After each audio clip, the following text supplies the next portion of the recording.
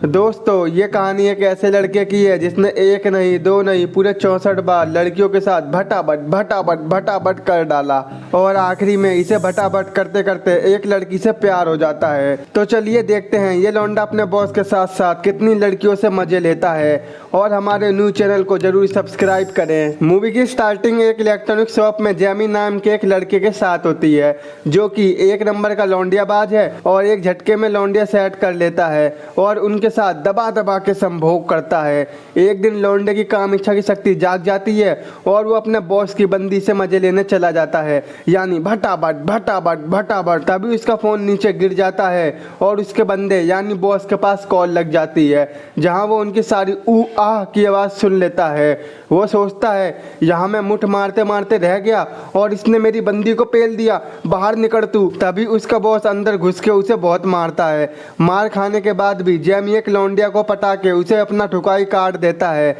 जहां दोनों की लार ऐसे टपक रही थी जैसे अभी खोलकर बैठ जाएं। तभी उसका बॉस बोलता है 1.5 रैप्टे में मूतता फिरेगा, निकल जा यहाँ से। तो जैमी कहता है हाँ तू ही तो मारेगा काले सांड, और ये बोलकर वो भाग जाता है। जब जैमी घर आता है तो फैमिली में सबको पता लग जाता है कि जैमी को जॉब से निकाल दिया गया है, जहाँ उसका भाई बोलता है तू टेंशन मत ले, मैं तुझे जॉब दिलवाऊंगा। और अगले ही दिन उसकी ट्रेनिंग स्टार्ट हो जाती है, जहाँ उसकी बॉस एक लड़की होती है और वहाँ भी जैमी अपनी बॉस से नैन मटक के करने लग जाता है और फाइनली उसे भी पटा लेता है, जहाँ जैमी उसे भी पेल देता है। ट्रेनिंग के बाद जैमी अपने न्यू मैनेजर से मिलता है जो उसे बताता है कि तुम्हें डॉक्टर को कैसे मेडिसिन सेल करनी है, अगर तुम ज़्यादा सेल करोगे तो तुम्हारा प्रमोशन शिकागो में हो जाएगा। वो हॉस्पिटल जाकर बड़े बड़े डॉक्टरों से बात करते हैं ताकि कोई भी बड़ा डॉक्टर उनकी मेडिसिन को रिप्रेजेंट कर दे, जिससे सभी लोग उस मेडिसिन को खरीद सके। लेकिन कोई भी डॉक्टर उस मेडिसिन को रिप्रेजेंट नहीं करता। जहां जैमी डॉक्टर से बात करने की बहुत कोशिश करता है लेकिन वो इतना बिजी होते हैं कि कोई उससे बात ही नहीं करता है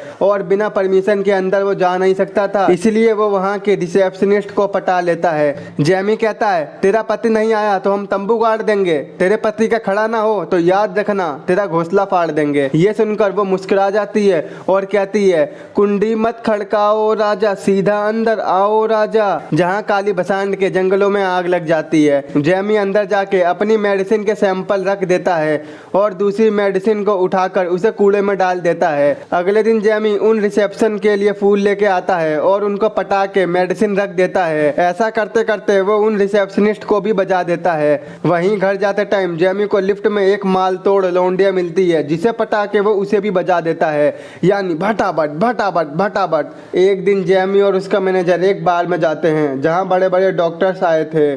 तो वहीं जैमी का बॉस बोलता है ये देखो ये डॉक्टर टॉप 10 की लिस्ट में आते हैं, अगर तुम इनको हमारी मेडिसिन दोगे ना तो दोस्त मौज आ जाएगी। ये सुनकर अगले दिन जैमी उन्हीं डॉक्टर में से एक डॉक्टर को लाखों का चेक देकर अपनी मेडिसिन का एडवर्टाइजमेंट करने को बोलता है, जहां वो पैसा देकर मान जाता है और जैमी को अपने कैबिन में ले जाता है, जहां पहले से डॉक्टर की एक पेशेंट होती है जिसका नाम मैमी होता है, जिसको एक पैकिंसन नाम की बीमारी होती है। दोस्तों इस बीमारी में एक समय पूरा शरीर काम करना बंद कर देता है, जहां जैमी मैमी को देखकर सोचता है ना तीर से ना तलवार से, तुझे तो मैं ही पेलूंगा जाने मन अपने बड़े हथियार से। वहीं मैमी जैमी को देखकर सोचती है ये तो मुझे बड़ा ठरकी लग रहा है, कहीं मुझे पटक के पेल ना दे। तभी मैमी डॉक्टर से बोलती है डॉक्टर साहब पता नहीं मेरी दूध की डेयरी में क्या हो रहा है, जरा देखोगे एक बार।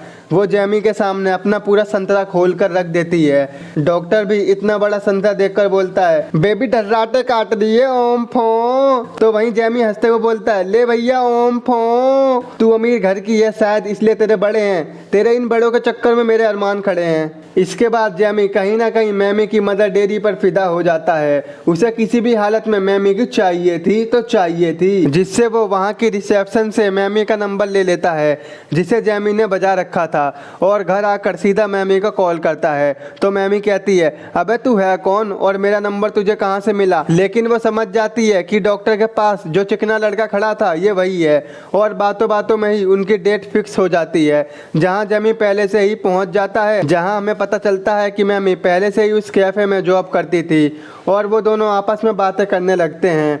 बातों बातों में जैमी मैमी से बैठे बैठे संभोग की बात करने लगता है, जिससे मैमी और जैमी इतने गर्म हो जाते हैं कि वो कपड़े फाड़ फाड़ के चिपटा चिपटी इतना हार्ड स्टार्ट भटाभट भटाभट भटाभट करते रहते हैं कि पूछो ही मत यार, तुम भी इस संभोग को देखकर टन्न हो जाओगे। इसके बाद से तो कभी वो उसके घर तो कभी वो उसके घर, बस भटाभट भटाभट चलता ही रहता है। अगले दिन जैमी फिर से वही मेडिसिन डस्टबिन में फेंक रहा होता है, तभी वहाँ पर एक डॉक्टर आता है और उसे दबा के मारता है। दरअसल दोस्तों जैमी जिस मेडिसिन को फेंकता था वो डॉक्टर उसी मेडिसिन का मालिक था और कहता है सुधर जा वरना बीच में से फाड़ दूंगा। ये कहकर वो चला जाता है। उसी रात एक पार्टी होती है जिसमें मैमी जाता है और उसी पार्टी में वो मेडिसिन वाला ओनर भी आया था, जहां उसे पता चलता है कि जैमी का मैमी से चक्कर यानी अफेयर चल रहा है, जिससे उन दोनों में बहस हो जाती है क्योंकि वो उसका एक्स था। वो कहता है तुम मैमी से दूर रहो, वो बिल्कुल अच्छी नहीं है। लेकिन ये सुनकर उसे बिल्कुल अच्छा नहीं लगता है। वो अगले ही दिन मैमी के पास जाता है जहां वो 2 दिन के लिए बाहर जा रही थी। जैमी उससे बात करने की कोशिश करता है तो वो कहती है मेरा पीछा छोड़ दे यार, मैं तेरे लायक नहीं हूँ, और ये बोलकर वो चली जाती है। 2 दिन बाद जब वो वापस आती है तो जैमी को वहीं खड़ा देखती है। तो मैमी जैमी से बोलती है तुम 2 दिन से यहीं थे ना?